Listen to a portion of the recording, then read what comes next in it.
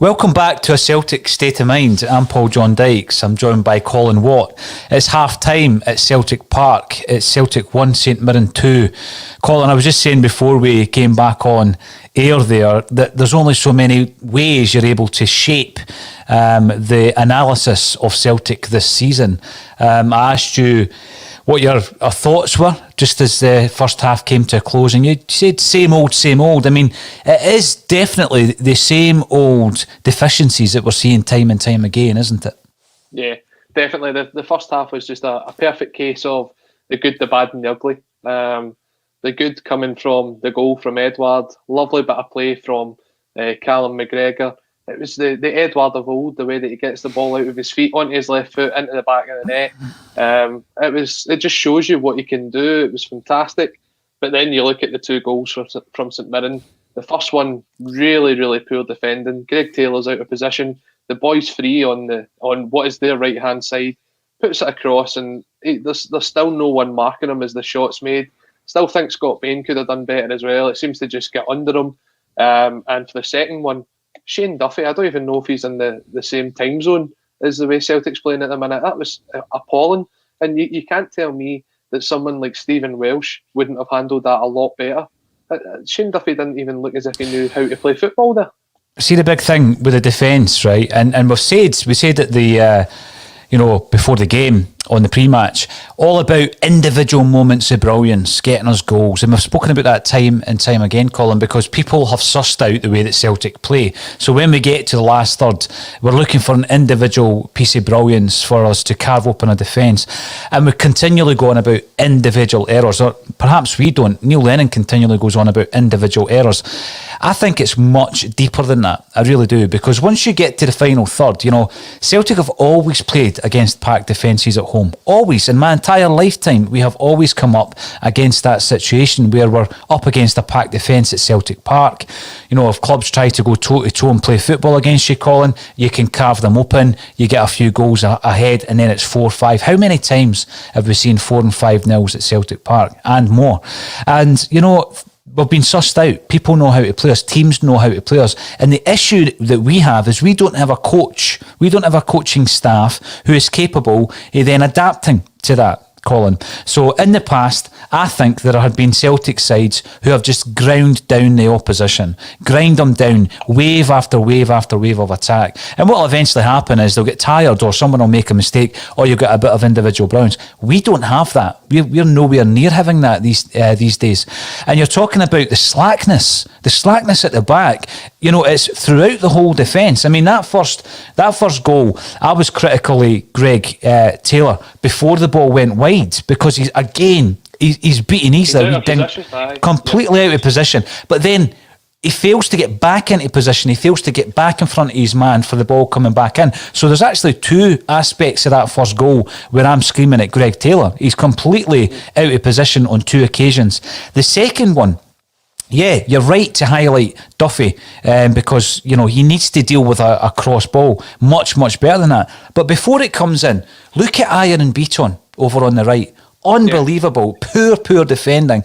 And then Bain as well. Bain comes out and he's easily beaten when, we think about the Ferencvaros game with Barkas, and we spoke about obviously covering your near post. Bain done exactly the same. He's left it wide open.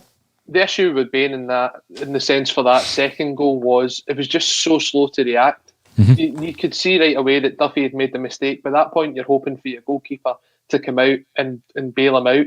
And Baines it's too slow to anticipate the fact that the boy's basically one-on-one with him. He's got to come out, he's got to get at the player's feet to stop the ball from getting in. But as you said, he's not got it, and you can see it. I mean, you take a look at the point you were saying there about teams coming to Celtic Park. I think that the stats are coming through on the comment section here that St Mirren have had 5 shots on target. They could have scored again just before they got their second when the ball came over to the back post. They're not scared to come here and play. A lot of times Celtic's problem has been breaking down the 10-men wall of defences. They don't have that here today. Mm-hmm. They've come out here to play football. They've come out, they've been attacking, they've played very, very well. I've been impressed with a couple of their players. Their movement seems to be a lot quicker and a lot sharper than Celtic's. The only person in the Celtic team that seems to be trying to get on the ball, trying to create something is David Turnbull. David Turnbull's passing in the first half has been very, very good. And the only kind of positive I can take from that is that if he can do that in a side that's playing poorly, I look forward to seeing what he can do when the team actually manages to turn it round. Eventually, probably be next season before you see that. But if he can keep that form going, he'll be a fantastic talent at Celtic. The big thing, again, going back to what we've said there, Colin, you're right, that there's very few positives to draw out of that first half. I mean, I was looking for the best part of that first half at Ajer as being virtually our only outball. The only traffic that wasn't going through the centre of that pitch was coming from Ajer. He's finding himself time and time again wide right, hitting bylines. He's a centre half. And he's a converted centre half at that, and he's in these positions. Now, at the beginning of the show, we spoke about Duffy. That's why I'm bringing this up from Mark McMonigal. Shambolic defending from Duffy, yeah, and it's an understatement. Doesn't even do the basics right. It's a basic cross into the box. It's the basic cross into the box that we've been unable to defend all season. Now, it doesn't matter if it's Duffy or Julien or Beaton or Barkas in goals, Bain in goals, Connor Hazard and goals. We've not been able to defend it. So it goes deeper than individual errors. That is a coaching issue. For me, I think if you're going to have any chance of getting back into this game in the second half, Shane Duffy has to come off at half time. I know Near Beaton took a sore one there at just before the half time. But as you say, they seem to be back up on his feet and kind of getting about. If that's the case, I mean, I would try and move Ajer back into centre half position, bring on Anthony Ralston to play at right back. Ajer seemed to have a good link up with Turnbull in the first half. We saw a couple of times playing the 1-2 and getting Ajer further forward. But I feel when he gets into that further forward position, he still needs a support. Just like I was saying before the game, there's no one there to help him out. He's not really been able to get any crosses or any through balls working for him. He still needs somebody out there on the right-hand side. Ralston being a more natural right back, you'll probably see him being able to get forward and get into this position to put the crossover. So I would move Ajer back into centre half. And if Beaton has to come off injured, then you've got Welsh that can come in there and play. So you'd have Ajer and Welsh at centre half and Ralston at right back. You can make those two subs at half time. You can change the defence, because if St Mirren get another chance, it could easily be 3. They're playing really well today. What you have to do is put the foundation at the back to stop the ball going in our own net. And then you've seen what happens when we get into these positions. McGregor into Edward and he scores. We need to do that more often, but we can't do that whilst we're on the back foot and whilst they're attacking us. So let's keep it tight at the back and then give the ball to the players that can actually create something and hopefully get back into the game. Colin, see when Celtic go a goal down to St Mirren at Celtic Park, and it's difficult watching it remotely. It has been all season. Do you have the confidence that Celtic are going to win 2-1, 3-1, 4-1? I mean, there's been times as a Celtic supporter in the past where a team comes to Celtic Park and goes a goal up. I mean, I've watched Brendan Rodgers' team struggling against St Mirren when they weren't in the Premier. When we drew them in the Cup and Jack Ross was the manager. And in actual fact, when Jack Ross brought his Alloa side to Celtic, we struggled to break them down. But you knew it was going to come. You knew that we had it in us to grind them down and the goals would come. This Celtic side doesn't give me that sense of optimism whatsoever. I don't have the confidence. If we go a goal down, and then I look at the equaliser, fantastic from Eddie, half an hour into the game. I think Beaton did well. I think McGregor done it particularly well to set that up, Colin. But I don't have the confidence in the Celtic side. So now we're sitting at half-time 2-1 down.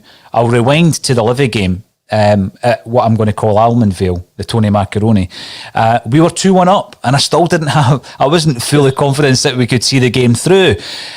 Do you think that as we stand at the moment with regards to being 2-1 down and Neil Lennon being reluctant generally to make substitutions at half-time, that we will turn this round at Celtic Park against St Mirren? It's kind of terrible that you're in that situation, but that just kind of sums up how this season's went so far and probably how it will continue to play, because there doesn't ever seem to be a point where we've been comfortable all season. If he doesn't make the changes, it won't work. He has to see from the first half that's not worked. You have to go out and make the changes. You can't give it 15 minutes, because that's 15 minutes less that you'll have once the changes come on. You have to go out there.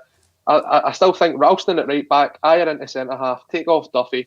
If Beaton's got to come off, Welsh is there. I would even be very tempted to throw on someone like Mikey Johnson to give Taylor a combination on the left-hand side. The only thing is, who do you take off then? if I had to pick out the midfield four so far, it would probably be Elyounoussi. I don't think he's created as much. McGregor does well for the goal. Turnbull's been playing really well, and Sorrow's a more defensive-minded player. So if you can make 3 changes at half-time, Ralston, Welsh and Johnston would be on for me. I'd be amazed, Colin. I'd be amazed at the kind of forward-thinking, the boldness of that, you know.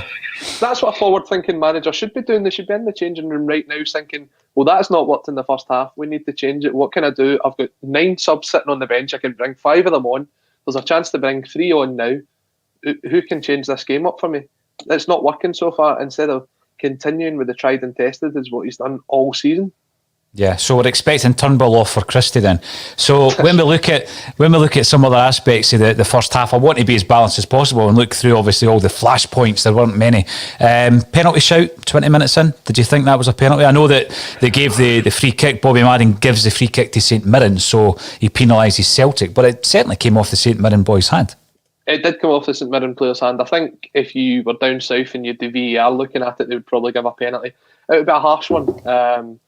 If it was the other way around and it was potentially going to be given against Celtic, you'd be screaming if it got given.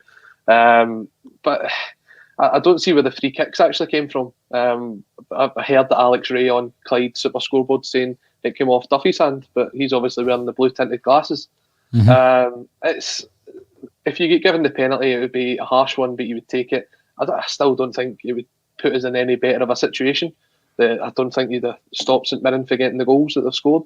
The referee's been terrible overall, but you can't deflect. You can't use that as a deflection. Celtic have been really poor in this first half, and they really need to turn it around. Otherwise, it's just going to be another couple of points dropped, whether it be a draw or a defeat. And as much as everybody wants it to happen, Neil Lennon's still going to be the manager tomorrow morning. Well, I want to speak about that because we spoke about it in the pre-match, Colin. You know, the question being how long do we need to suffer this, because it really is poor. And Stephen Wilson is saying if we do drop points today, at what point do the club pull the trigger? Because at the moment, this is just making a mockery of the club and the fans. And I do agree with Stephen. I can see the frustrations. And you know what? It's not. I take absolutely no joy in criticising Celtic, Colin, but this is poor. It really is, and it's not going to get any better. It's not going to get any better. I mean, you know, but we keep hearing about the mitigating circumstances of the post Dubai trip games where we had 13 players out, etc. But again, you know, I think we played a part in that ourselves in creating those mitigating circumstances. So when you look at the form this season, we've won 1 game. This year, one game, and it was against Hamilton at home. You looked at the run of fixtures. I asked you and all the other contributors to a Celtic State of Mind at the beginning of the year after the Rangers game. You know, let's have a look at the fixtures. How many of these games in January can we win, and how many points can Rangers drop? And we did look at that, didn't we? And we've won 1. We have won 1 of those games. You've got a double header against Livy. You're playing Hibs at home. You're playing Hamilton and St Mirren at home. And at the moment, as we stand here, as we sit here today, we have won 1 of those fixtures, Colin. It is abysmal. See, you've got a lot of people who come out and say, oh, but it's the first time you've ever had a challenge in the 9 years. No, Celtic have set themselves a standard. When you drop from that standard, you're very rightly criticised. You should want to be the best team. You should be wanting to go out and at least beat St Mirren at home and not be sitting at a position at half time where you're 2-1 down. So all these kind of comments that say you're privileged and you're this and you're that, you're the next thing. No, it's just that's the level Celtic aspire to be at. And if you're not at that level, then step aside, let someone in, give them the chance to take you to that level. You don't want to settle for second best because you shouldn't be.